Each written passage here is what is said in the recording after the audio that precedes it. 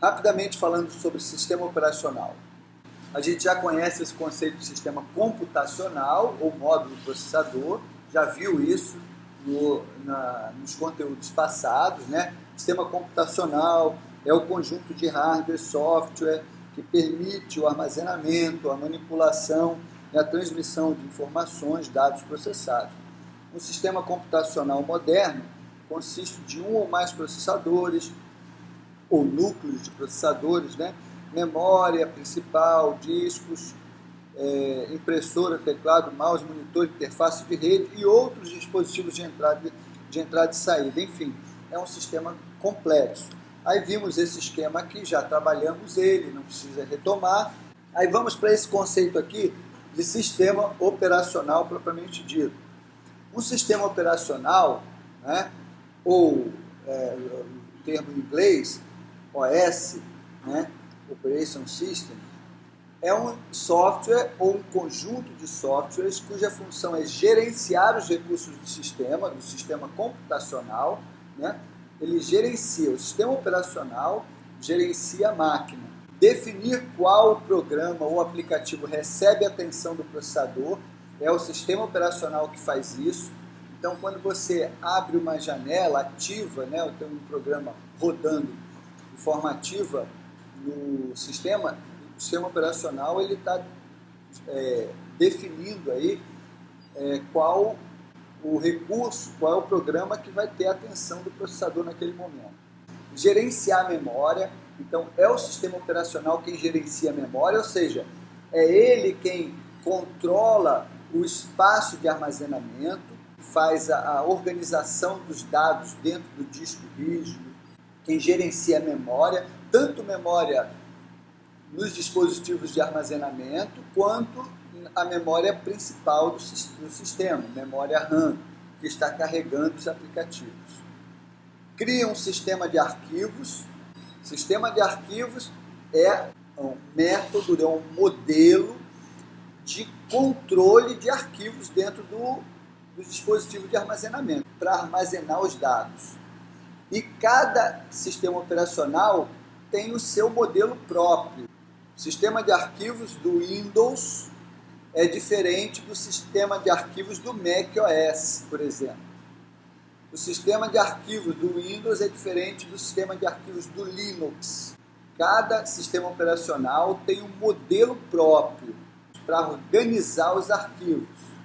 E é isso aí que impede, é esse modelo de armazenamento que impede que um programa gerado para o Windows eu não consigo instalar no Linux. Por que eu não consigo? Porque o modelo de armazenamento de um sistema é diferente do outro.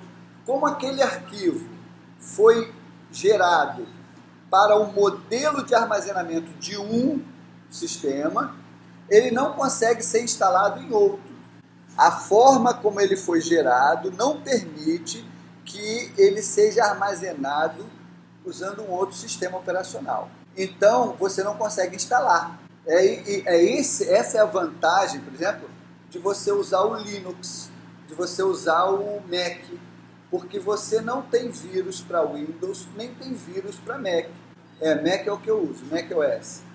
O Linux também, você não tem perigo de ser contaminado com vírus, com malware, porque vírus, malware, o worm, essas pragas da internet, né? Vírus, worm, cavalo de Troia, essas pragas aí que são criadas para provocar um mal ao usuário, são programas. E eles foram criados para o Windows. Todos esses malwares, eles são criados para o Windows. E não tem pragas criadas para outros? Muito bem. Não tem? Não tem ainda. Por isso que é um sistema bancário, né? Que eles usam no banco. Isso. Né? O Windows é um sistema que menos tem. Isso. Pode ser até que tenha, né? Que surja, mas muito pouco em relação ao na verdade existe, nós já vimos isso, né? A política de migração do software proprietário para software livre engloba várias razões justificativas para a aplicação dessa política. Você sair de um software proprietário e ir para um software livre. Uma dessas razões é promover o conhecimento, outra dessas razões é custo, outra dessas razões é segurança. Então são muitas razões. O software livre promove o conhecimento por quê? Porque o código-fonte é aberto.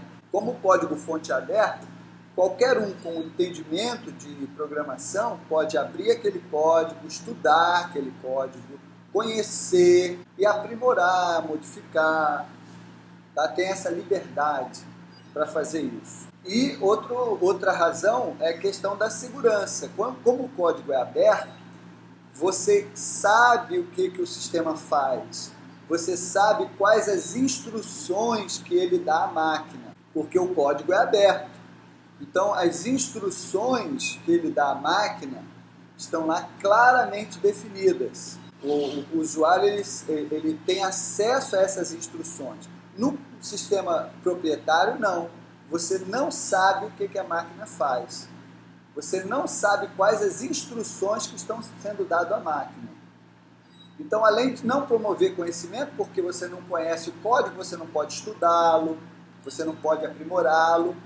Além de não promover conhecimento, te deixa inseguro. Por quê? Porque você não sabe o que o sistema faz. Quando você acessa a internet com o Windows, ele entra na tua máquina pela internet. Aí o Windows, lá, o servidor da Microsoft, sabe se o teu sistema é pirata, se ele está atualizado. Ele sabe tudo isso, ele escaneia a tua máquina. Agora, ninguém sabe quais as outras informações que ele leva da sua máquina. Por quê? Porque como você não tem acesso ao código-fonte, você não sabe quais as instruções que ele está dando à sua máquina. Segundo, claro que a Microsoft vai dizer que jamais eles fariam qualquer roubo de dados que não fosse autorizado. É isso que eles dizem. Mas quem é que pode confiar 100%? Por que só tem praticamente vírus para o Windows? Porque o Windows ele é o sistema que domina o mercado. Ainda quase 90% de todas as máquinas no mundo inteiro rodam o Windows. Então, quando o cara vai desenvolver um vírus, vai desenvolver um malware, ele desenvolve para o Windows. Não faz sentido ele desenvolver um malware, um vírus, uma praga para um sistema que é minoritário. O que acontece em geral? Os sistemas operacionais hoje, Linux, o macOS, são muito simples, são muito práticos. No início, o Linux era mais confuso, hoje é muito simples usar. Mas o que acontece? Como o usuário está acostumado com o Windows, ele sofre bastante para se habituar ao Linux. Mas uma vez habituado, ele não quer mais saber do Windows. Vocês estão entendendo aí o que o sistema operacional faz nesse conceito. Ele gerencia o dispositivo de armazenamento, ele cria um sistema de arquivos próprio. O sistema de arquivos é uma forma de organização de dados em algum meio de armazenamento de dados. Sabendo interpretar o sistema de arquivos de um determinado disco, o sistema operacional pode decodificar os dados armazenados, lê-los e gravá-los. Fazendo uma analogia, esta organização dos dados assemelha-se a uma biblioteca, onde o bibliotecário organiza os livros de forma padronizada, por assunto, censura e etc., para facilitar sua localização, sem ocupar muito espaço e garantindo sua preservação. Depois de organizados, o bibliotecário cria uma lista de acervo, com os assuntos, localização e códigos respectivos. O sistema operacional seria o bibliotecário da biblioteca de dados do computador. O disco de armazenamento, que é a biblioteca, é o disco de armazenamento. O sistema operacional guarda os dados nos espaços vazios do disco, rotulando-os com um bloco de controle de arquivos e ainda criando uma lista com a sua posição desses dados, a tabela de arquivos mestre. Sabendo a posição do arquivo, o sistema operacional o manipula, abre e lê. Isso é um sistema de arquivo, gente. É uma forma de organizar o espaço. Cada sistema operacional tem o seu. Da mesma forma como existem vários sistemas que gerenciam bibliotecas, se você for na UFRN, tem um modelo, tem um sistema lá. Se você for em outra biblioteca, é outro sistema. A forma de organizar, os códigos, são diferentes de um sistema para outro. Se uma pessoa é bibliotecário lá na UFRN e ele for para a Biblioteca Nacional lá no Rio de Janeiro, ele vai ficar perdidinho, porque a maneira de organizar o acervo de um é completamente diferente da outra. Da mesma forma é o sistema operacional. Ele tem o modelo de organização do disco. O outro sistema operacional tem outro modelo diferente. O mesmo arquivo pode ser guardado nos dois, evidentemente, mas ele vai receber o rótulo apropriado em um e o rótulo apropriado em outro. Agora, o programa, para ser instalado, gravado no disco, ele não consegue, porque ele foi feito para ser instalado naquele modelo. É como se fosse assim, os clusterzinhos, os espaçozinhos de armazenamento têm um formato. No Windows é um losango, no Linux é um quadrado. Quando ele vai botar lá dentro os dados, ele não encaixa. É único, não encaixa. Como não encaixa, ele não consegue gravar o programa. E você entendendo o que é esse sistema de arquivo, você consegue compreender como é que funciona esse gerenciamento de dados dentro do sistema computacional. Gerenciamento de processos de softwares, programas ou aplicativos. Ele gerencia todos os processos que estão rodando. Quando você carrega o sistema operacional, um monte de processo e de serviços são carregados juntos. Tá? Um processo é um módulo executável único que ocorre concorrentemente com outros módulos executáveis. Por exemplo, em um ambiente multitarefa, como o Unix, que é o caso do Linux, do Mac, que suporta processos, um processador de texto, um navegador e um sistema de banco de dados são processados separados, são processos separados que podem rodar concomitantemente. Então, você tem vários programas rodando e cada programa que está rodando é um processo separado, é um processo diferente que é gerenciado pelo sistema operacional. O sistema operacional gerencia esses processos, né, de forma isolada, separado para cada programa, para cada serviço que está rodando. Aqui uma imagem de sistemas operacionais diferentes. Ó. Aqui você tem o Windows da Microsoft. Isso aí, em 2012, o Windows ocupava 88,90% de todas as máquinas no mundo. Então, ele ainda é majoritário. Ele está perdendo terreno. E eu fiquei muito feliz com uma notícia que a Microsoft divulgou recentemente, de que o Windows já não é mais responsável pelo maior faturamento da empresa. O Windows é o pior dos sistemas. É o sistema mais vulnerável, você não conhece, é um sistema inseguro por vários motivos, e é um sistema que é inchado. Você instala o Windows hoje, ele está ocupando lá 15 GB do teu computador, funcionando rápido, tudo beleza. Daqui a 6 meses ele está ocupando 150 GB.